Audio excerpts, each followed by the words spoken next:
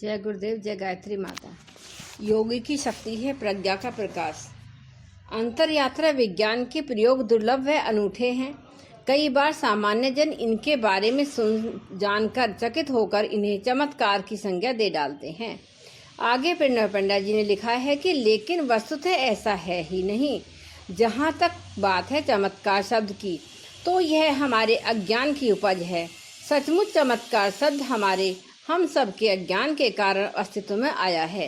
अज्ञान के कारण जहाँ हम कार्य व कारण के संबंधों को नहीं पहचान पाते और घटनाओं को घटित होते हुए देखते हैं, वहाँ बस उसे चमत्कार कहते हुए चकित होते रहते हैं। जबकि प्रत्येक घटना प्रकृति के नियमों के अनुसार ही घटती रहती है। फिर वे नियम चाहे स्थूल प्रकृति के हों या सूक्ष्म प्रकृति के, नियमों के विपरीत कहीं कुछ भी नहीं होता। इसलिए जिन्हें जीवन के सत्य का बोध है, वे सभी प्रकृति के साथ साहचर्य निभाते हैं।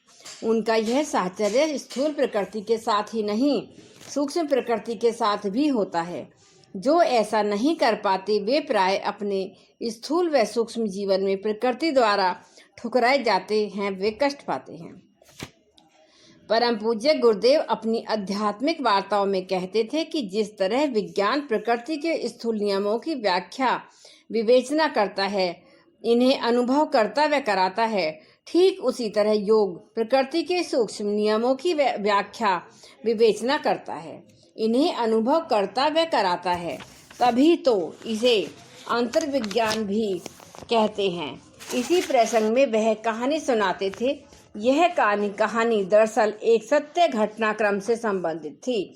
हुआ यूं कि एक बार एक पादरी महोदय अपने मत के प्रचार के लिए छत्तीसगढ़ क्षेत्र के आदिवासी इलाके में गए।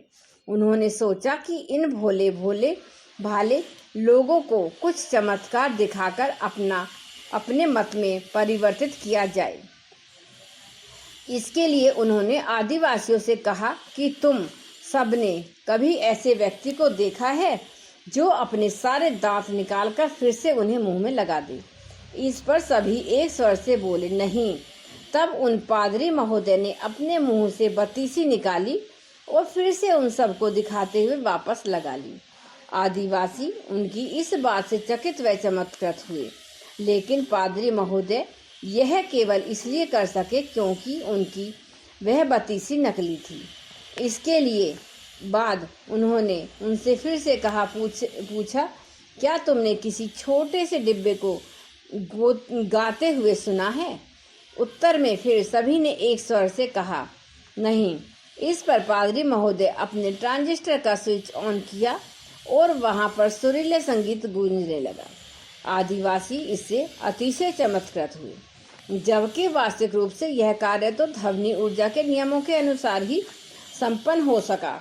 इस घटनाक्रम को सुनाते हुए युग ऋषि गुरुदेव का कहना था कि सृष्टि में कहीं किसी तल पर ऐसा कुछ भी नहीं है जो प्रकृति के नियमों के अनुरूप न हो। इन नियमों के विपरीत किसी घटनाक्रम का घटित होना संभव ही नहीं। ऐसी बातें न केवल अवैज्ञानिक हैं, बल्कि इनका आध्यात्मिकता से कोई मतलब नहीं है।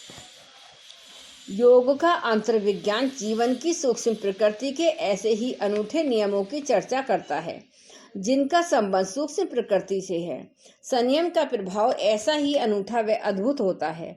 इसी क्रम से महर्षि का अगला सूत्र है, पराभौतिक मनीषा के प्रकाश को परिवर्तित करने से सूक्ष्म का बोध होता है, प्रच्छन्न का और दूरस्थ तत्वों का ज्ञान हो जाता है। इस अनूठे सूत्र में महर्षि ने चर्चा की ज्योतिषीमती प्रवृत्ति की, अर्थात पराभौतिक मनीषा के प्रकाश की। इसके पहले भी कई प्रसंगों में वह इसकी चर्चा कर चुके हैं। इनमें से दो प्रसंगों का संबंध समाधिपाद यानी कि योग सूत्र के पहले अध्याय से है। इस प्रथम पाद्य अर्थात समाधिपाद्य का सूत्र क्रमांक 36 कहता है, योग के प्रयोग करते करते साधक को यदि शोक रहित प्रकाश में प्रवृत्ति का अनुभव हो जाए तो उससे भी मन स्थिर हो जाता है।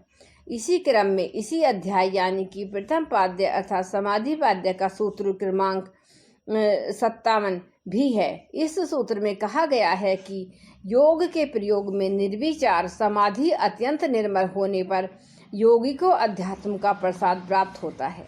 उस समय उसकी समाधि में थोड़ा सा भी दोष नहीं रहता। उस समय योगी की बुद्धि अत्यंत स्वच्छ निर्मल हो जाती है। यही प्रसंग महर्षि ने तीसरे पाद्य अर्थात विभूति पाद में भी उठाया है। उसमें सूत्र क्रमांक में उन्होंने कहा है कि उसको जीत लेने पर बुद्धि का प्रकाश प्राप्त होता है। योग का अभ्यास करते करते जब योगी संयम पर विजय प्राप्त कर लेता है तो उसे उस समय योगी को प्रज्ञा का प्रकाश प्राप्त होता है, अर्थात उसकी बुद्धि प्रकाशित हो जाती है।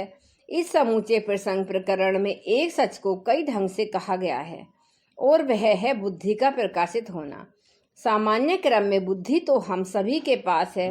बुद्धि का काम है तर्क करना, विवेचन, विश्लेषण, व्याख्या अथवा अनुमान करना। इन्हीं प्रक्रियाओं से बुद्धि ज्ञान का अर्जन करती है, परंतु योग के अभ्यास से बुद्धि प्रज्ञा में परिवर्तित रूपांतरित हो जाती है। तब उसे प्राप्त होता है प्रकाश, यानी मानो की बुद्धि नेत्रहीन से नेत्रवान हो गई हो। हाँ, इसी ऐसी स्थिति में बुद्धि में दृष्टि आती है, यानी कि देखने की क्षमता। दोनों में अंतर बस अंधे और देख सकने वाले का होता है। अंधा केवल टटोल सकता है, यानी प्रक्रिया, अनुमान, तर्क, विश्लेषण, विवेचन, व्याख्या से काम चलता है।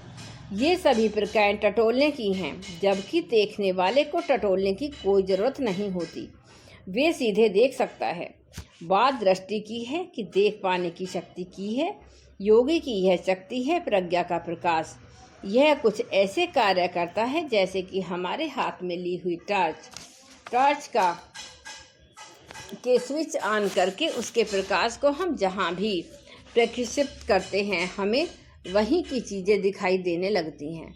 बस इसी तरह संयम सिद्ध योगी किसी पदार्थ को आणविक संरचना देखना चाहें तो वह उसे देख सकता है। औषधियों के सूक्ष्म गुणों को वह आसानी से पहचान सकता है। योगी की यह प्रकाशित प्रज्ञा इलेक्ट्रॉन माइक्रोस्कोप से कहीं अधिक क्षमता से कार्य करती है। जिस तरह से यह सूक्ष्म चीज़ें देख सकता है, ठीक उसी तरह से वह छिपी हुई चीज़ें भी देख सकता है। धरती में दबे हुए खनिज खजाने, समुद्र में छिपे हुए प्राकृतिक सत्य से भी सभी योगी अपनी प्रकाशित प्रज्ञा से देख सकता है। इतना ही नहीं, इस प्रक्रिया से शरीर व मन की आंतरिक बीमारियां पहचानी जा सकती हैं। न केवल इतना भर, बल्कि वहां प्रकाश व प्राण भेज कर इनका निवारण निराकार भी किया जा सकता है। महर्षि इस सूत्र में यह भी कहते हैं कि इस प्रक्रिया से विकृष्ट अर्थात दूर की चीज़ों को जाना जा सकता है, इन्हें देखा जा सकता है, इन्हें अनुभव किया जा सकता है, इनको अपनी अनुभूति भी कराई जा सकती है। उदाहरण के लिए हम यदि भारत के किसी स्थान पर हैं, हम अपने स्थान पर बैठे हुए दूर देश जैसे अमेरिका, अफ्रीका, जापान के सत्य को देख सकते हैं, जान सकते हैं। वहाँ के किसी व्यक्ति को देख सकते हैं, उसकी सहायता कर सकते हैं। महान योगियों के जीवन में ऐसी कई कथाएं, अनेकों घटनाक्रम मिल जाते हैं जब उन्होंने अपने साधना स्तर पर बैठे हुए अन्य देशों के पीड़ित जनों को सहायता पहुंचाई। साधना उच्च स्तरीय हो,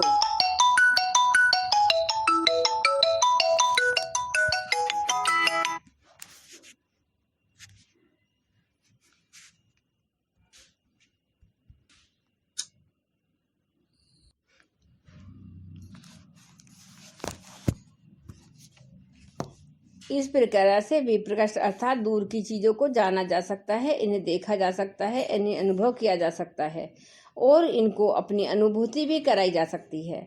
उदाहरण के लिए यदि हम भारत के किसी स्थान पर हैं तो हम अपने स्थान पर बैठे हुए दूर देश जैसे अमेरिका, अफ्रीका, जापान के सत्य को देख सकते हैं, जान सकते हैं। वहाँ के किसी व्यक्ति को देख सकते हैं, उनकी सहायता कर सकते हैं। महान योगियों के जीवन में कई ऐसी कथाएं, इनके घटनाक्रम मिल जाते हैं जब उन्होंने अपने साधना स्थल पर बैठे हुए अन्य देशों के पीड़ित जनों को सहायता पहुंचाई। साधना उच्च स्तरीय हो तो इसे दूरस्थ अन्य ग्रहों की खगोलीय स्थिति व लोकांतरों के सत्य भी जाने जा सकते हैं। वराहमिहिर आदि ने इसी योग प्रक्रिया के द्वारा अपने ज्योतिषी अनुसंधान संपन्न किए थे। बस योगी का संकल्प जिस लक्ष्य के लिए होता है, उसकी प्रज्ञा का प्रकाश वहाँ के सत्य को उसे दिखा देता है।